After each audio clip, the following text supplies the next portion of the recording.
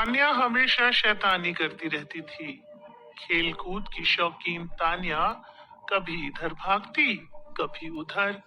बस उसे कोई पढ़ने को ना कहे। अगर किसी ने पढ़ने को कह दिया तो मानो उसकी जान ही ले ली हो। उसे पढ़ना बिल्कुल पसंद नहीं था।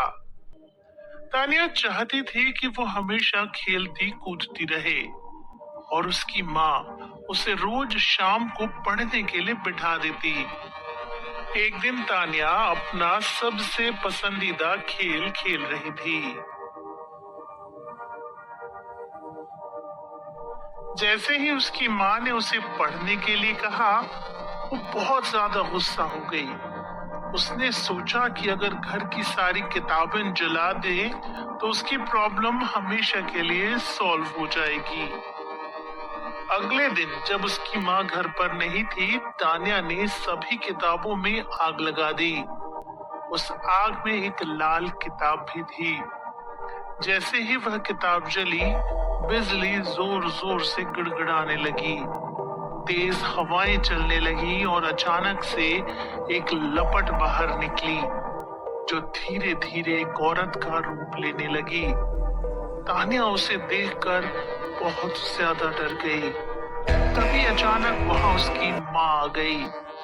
तान्या को एक थप्पड़ लगा दिया और तान्या की माँ तुरंत उसे पूजा वाले कमरे में ले गई। माँ ने तान्या को बताया कि जब वह लोग इस घर में आए तब कुछ लोग कहते थे कि इस घर में एक चुड़ैल का साया है।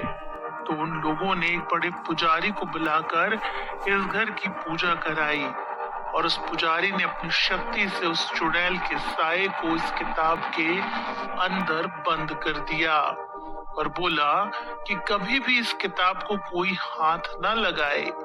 अगर गलती से किसी ने इसे आग में डाल दिया तो ये चुड़ैल वापस आजाद हो जाएगी। तान्या ये बात सुनकर डर गई और बोली, माँ अब क्या करें? तब माँ ने बोला, पुजारी जी ने उन्हें एक पवित्र जल दिया था। अगर यह चुड़ैल कभी गलती से बाहर आ भी जाए तो इस जल को छिड़क कर उस चुड़ैल को दोबारा कैद किया जा सकता है।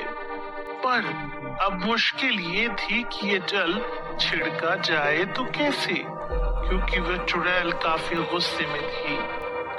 इतने लंबे समय तक के लिए उसे किताब में बंद जो कर दिया था। तभी अचानक वहां रोते बिलखते दो छोटे छोटे बच्चे आ गए।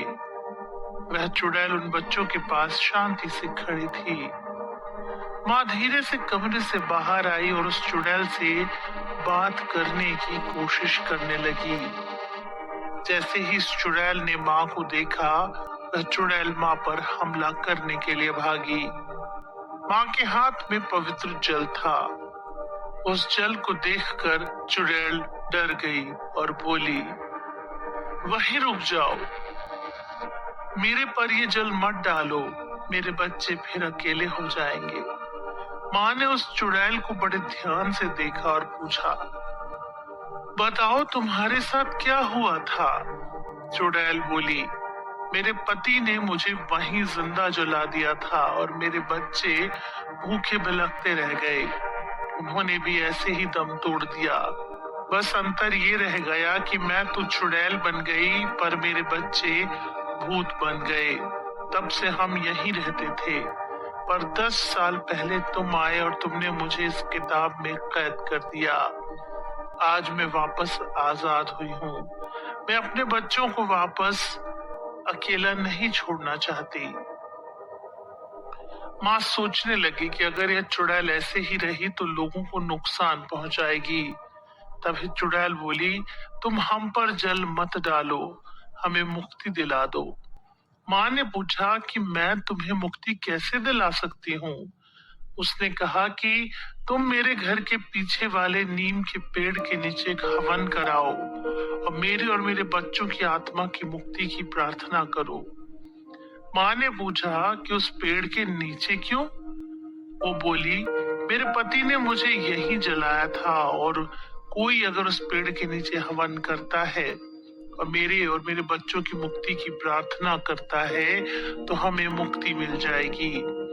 अगले दिन तान्या की माँ ने वहां एक छोटा सा हवन कराया, जिसमें उन लोगों ने उस चुड़ैल और उसके बच्चों की मुक्ति की प्रार्थना भी की। उस चुड़ैल और उनके बच्चों को मुक्ति मिल गई और वे हमेशा के लिए वहां से चले गए। तान्या को ये बात समझ में आ गई कि हमें कोई भी किताब ऐसे नहीं जलानी चाहिए। हमें हर किताब पढ़नी चाहिए जिससे हम समझदार और अच्छे